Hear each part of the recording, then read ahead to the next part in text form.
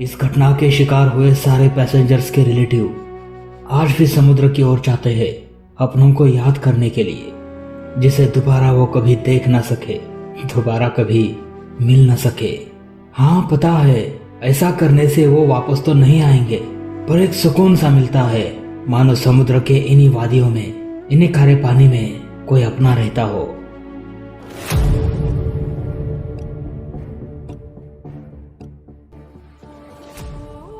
और आधी रात में बोइंग 747 का एक विमान समुद्र के बीच फ्लाई कर रहा था, लेकिन तभी कॉकपिट और कैबिन में तेजी से धुआं भरने लगा।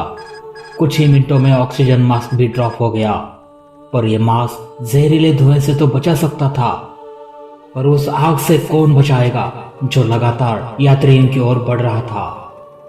देखते ही देखते प्लेन ATC के रडार से भी गायब हो गया। क्यों इस कहानी को दुनिया के सामने आज भी सबसे मिस्टीरियस कहानी में से एक माना जाता है, जानेंगे पूरी कहानी आज के इस वीडियो में।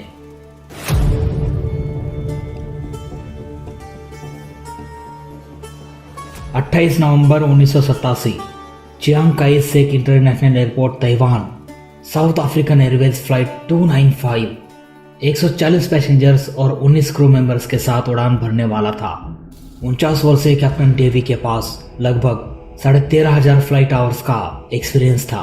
वहीं 37 वर्षीय को पायलट डेविड के पास करीब 9,000 फ्लाइट आवर्स का एक्सपीरियंस था। इसके अलावा 3 और भी पायलट मौजूद थे। इस प्लेन को ताइवान से भारतीय समुद्र सीमा को पार करते हुए मॉरिशस में लैंड करना था। इसके बाद फिर से टेक ऑफ करके साउथ अफ्रीका जाना था। प्लेन के सारे इंस्पेक्शन हो जाने के बाद रात के अंधेरे में यह प्लेन उड़ान भरा। प्लेन में सब कुछ ठीक चल रहा था। कैप्टन ताइवान ATC को गुड नाइट विश करते हुए अपनी मंजिल की ओर बढ़ने लगा।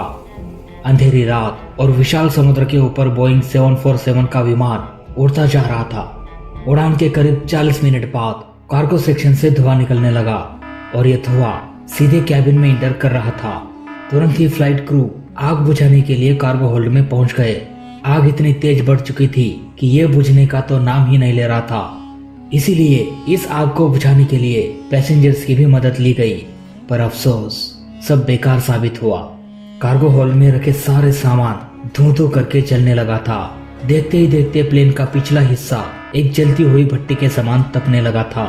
इस आग के कारण बहुत सारे केबल्स और वायर्स जलने लगे, जिसकी वजह से शॉर्ट सर्किट होने लगा।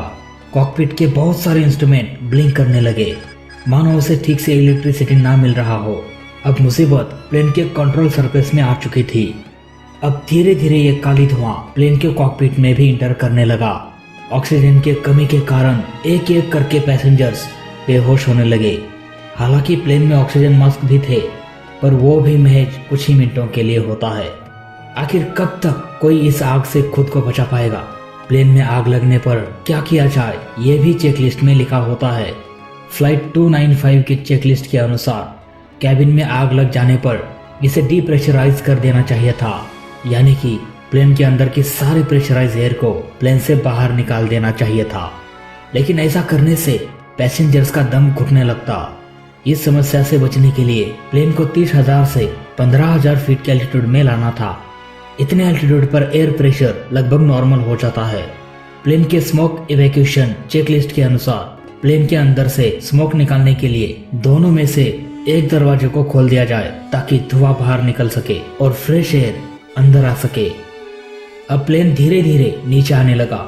उधर एक फ्लाइट क्रू प्लेन के डोर को ओपन करने की कोशिश करने लगा, लेकिन अगर यह दरवाजा खुल जाता तो प्लेन में एक जोरदार धमाका भी हो सकता था। दोस्तों, दिवाली में पटाखे तो हम सब जलाते हैं। अगर इसे नॉर्मली जला दिया जाए तो वो अपने एनवायरनमेंट को अधिक नुकसान नहीं पहुंचाता, लेकिन अगर इसे किसी गड्ढे में डाल दिया जाए तो धमाका जोरदार होता है, क्योंकि आसपास की मिट्टी पटाखे पर प्रेशर डालती है। पटाखे के अंदर लगी आग तेजी से बाहर निकलने की कोशिश करती है और होता है एक जोरदार धमाका। ठीक इसी तरह फ्लाइट 295 का दरवाजा अगर खुल जाता तो जोरदार धमाका भी हो सकता था।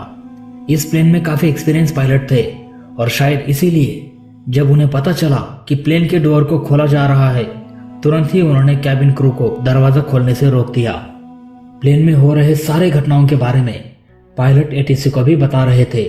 एटीसी बस इसी कोशिश में लगी हुई थी कि किसी तरह से इस प्लेन को इमरजेंसी लैंडिंग करा दिया जाए, पर लैंडिंग के लिए एयरपोर्ट तो होना चाहिए ना, और ये प्लेन तो समुद्र के बीचों बीच उड़ रहा था। सबसे नजदीकी एयरपोर्ट मॉरिशस भी लगभग 300 किलोमीटर की दूरी पर था, लेकिन फिर भी एटीसी लगातार संपर्क बनाए हुए थे। और अचानक प्लेन एटीसी के रडार से गायब हो गया। एटीसी को लगा प्लेन में आग लग जाने के कारण इसके इलेक्ट्रिक वायर्स जल गया होगा, जिसकी वजह से प्लेन का कम्युनिकेशन सिस्टम फेल हो गया। पर असल में क्या हुआ था इस प्लेन के साथ, ये राज प्लेन के साथ ही उस समुद्र में दफन हो गया। कुछ ही घंटों में रेस्क्यू टीम को भेजा गया, पर इस विशाल समुद्र में रात के अंधेरे में प्लेन को खोज पाना बहुत ही मुश्किल था। शायद प्लेन का संपर्क क्रैश से बहुत पहले ही टूट चुका था, इसीलिए लास्ट लोकेशन को ट्रैक करने के बावजूद भी, घंटों तक छानबीन करने के बावजूद भी प्लेन का कुछ भी पता नहीं चल पाया। हो सकता है प्लेन कहीं वाटर लैंडिंग किया हो और घायल पैसेंजर्स इसी इंतजार में बैठे हो कि कोई तो आएगा हमें बचाने के लिए। इसीलिए रेस्क्यू टीम को किसी भी हालत में घटनास्थल का जल्द से जल्द पता लगाना था। रात से कब सुबह हो गई पता भी नहीं चला। सुबह सुबह इन्वेस्टिगेशन टीम को एक कॉल आया कि हमें प्लेन का कुछ रैकेज मिल चुका है। प्लेन के ये टुकड़े समुद्र में बहुत दूर दूर तक बिखरे पड़े थे, इसीलिए ये पता लगाना मुश्किल होने लगा कि प्लेन का मेन ढांचा कहाँ पर है। सुबह के उजाले में कई किलोमीटर छानबीन मारने के बाद 8 पैसेंजर्स के डेड बॉडीज को समुद्र से निकाला गया। इन 8 पैसेंजर्स में से 2 पैसेंजर्स ने घड़ी पहना हुआ था। दोनों ही घड़ियां बंद हो चुकी थी, लेकिन एक ही वक्त पर, शायद इम्पैक्ट के वक्त पर दोनों ही घड़ियां एक साथ बंद हो गई हो। इस घड़ी के समय के अनुसार एटीसी के संपर्क टूटने पर करीब 4 मिनट बाद यह समुद्र में क्रैश हो गया। अब इन्वेस्टिगेशन की टीम के पास सिर्फ एक ही काम था, समुद्र का चप्पा चप्पा छान मारना। अब यहाँ पर उन्हें एक आइडिया आया। एटीसी से संपर्क टूटने के बाद भी करीब 4 मिनट तक प्लेन उड़ता रहा। इट मीन्स प्लेन का स्पीड, डायरेक्शन और समय को कैलकुलेट किया जाए तो इन 4 मिनट में प्लेन कितनी दूरी तय किया, इसका एक रफ आइडिया लग सकता था। इसी कैलकुलेशन के अनुसार फ्लाइट 295 को ढूंढा जाने लगा। उधर इन्वेस्टिगेशन की एक टीम यह पता लगाने की कोशिश कर रहे थे कि प्लेन में आग कैसे लगी। शुरुआती छानबीन में ऐसा लग रहा था जैसे प्लेन में बॉम्ब प्लांट किया गया हो, लेकिन जैसे जैसे प्लेन का मलबा मिलता गया वैसे वैसे इस कहानी का रूप भी बदलता गया। किसी भी डैमेज मेटल को देखकर माइक्रोस्कोपिक लेवल पर जांच करने के बाद आसानी से यह पता लगाया जा सकता है कि मेटल बॉडी में डैमेज कैसे आया, किसी सडन इम्पैक्ट की वजह से या फिर किसी बॉम्ब ब्लास्ट की वजह से। अब तक प्लेन के छोटे छोटे मलबे ही मिल रहे थे। प्लेन का विशाल फ्यूजलेस ब्लैक बॉक्स का कुछ भी पता नहीं चल पा रहा था। समुद्र में कई दिनों तक छान मारने के बाद भी नाकामयाबी ही हाथ लगी। दोस्तों, यहाँ पर क्रैश से लगभग 4 मिनट पहले एटीसी का संपर्क टूट चुका था।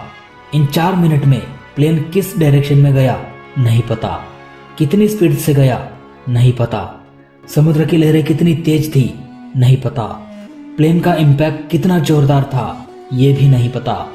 इतने बड़े विशाल समुद्र में प्लेन को कहाँ खोजे नहीं पता।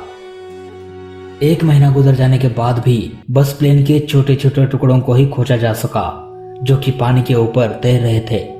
आखिर यह प्लेन कहाँ चला गया? इन्वेस्टिगेशन की टीम को अब यह लगने लगा कि हम कुछ तो गलती कर रहे हैं। हो सकता है प्लेन क्रैश के बाद छोटे छोटे हल्के टुकड़े पानी में तैरते हुए फ्यूजलेज से अलग होके दूर चला गया हो और ये टुकड़े हमें क्रैश के 10 घंटे बाद मिले। यानी कि समुद्र की लहरें प्लेन के छोटे छोटे टुकड़े जो पानी में तैर रही थी उसे क्रैश पॉइंट से धकेलकर दूर करता रहा।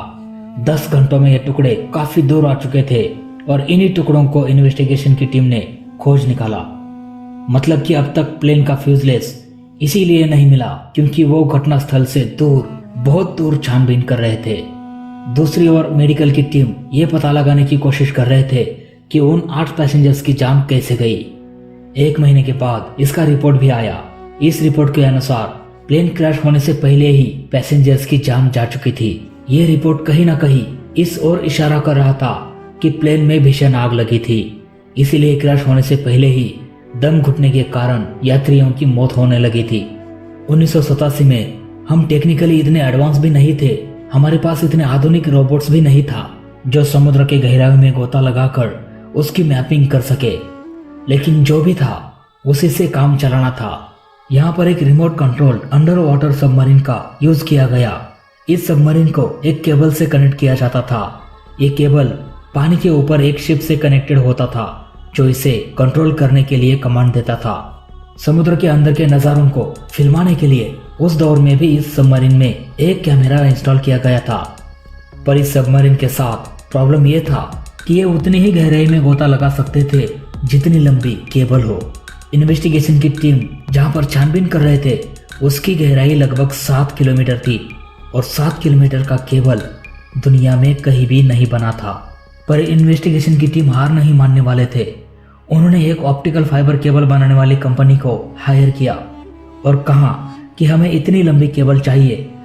वही दूसरी ओर इन्वेस्टिगेशन की टीम बोइंग कंपनी के पास पहुंच गए ये पता लगाने के लिए कि अगर प्लेन के कार्गो में आग लग जाए तो क्या इसका धुआं कैबिन और कॉकपिट में जा सकता है।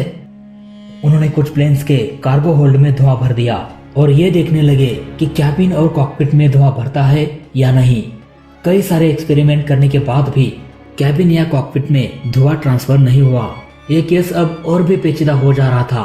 एक भी ऐसा सबूत नहीं मिल रहा था जिसकी बुद्धि आसानी से सुलझा सके। दिन बीते, महीने बीते, 1 साल गुजर गया।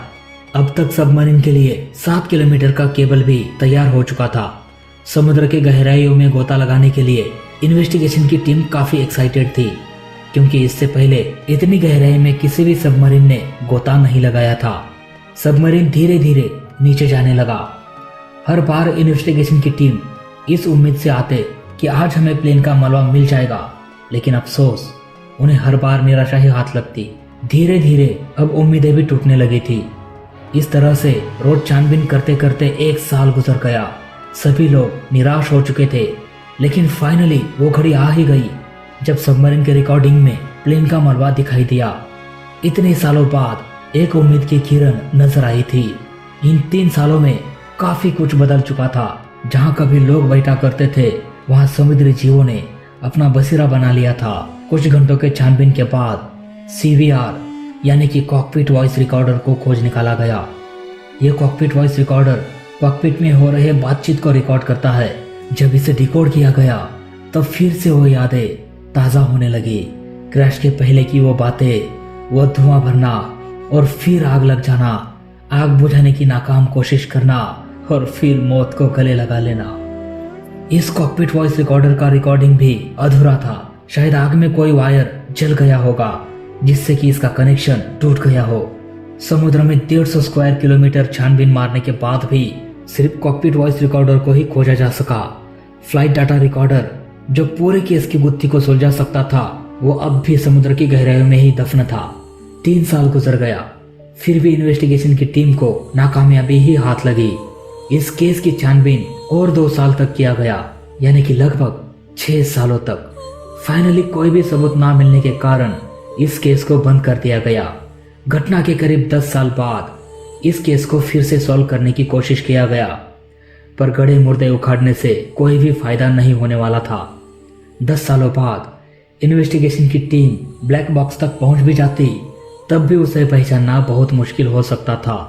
दोस्तों, आज घटना के करीब 35 साल बाद हमें नहीं पता कि वो हादसा क्यों हुआ, कैसे हुआ। इस घटना के शिकार हुए सारे पैसेंजर्स के रिलेटिव्स आज भी समुद्र की ओर जाते हैं अपनों को याद करने के लिए, जिसे दोबारा कभी देख न सके, दोबारा कभी मिल न सके। हाँ, पता है ऐसा करने से वो वापस तो नहीं आएंगे, पर एक सुकून सा मिलता है, मानो समुद्र के इन्हीं वादियों में, इन्हीं खारे पानी में कोई अपना रहता हो, कोई अपना रहता हो। आई होप कि ये वीडियो आपको पसंद आया होगा। अगर ये वीडियो आपको पसंद आया हो तो इस वीडियो को लाइक करना, वीडियो पसंद नहीं आया हो तो वीडियो को डिसलाइक कर देना, और दोनों ही केस में चैनल को सब्सक्राइब जरूर करना, क्योंकि इस चैनल पर सीखने के लिए बहुत कुछ है। तो मिलते हैं दोस्तों अगली वीडियो में, तब तक के लिए जय हिंद, वंदे मातरम।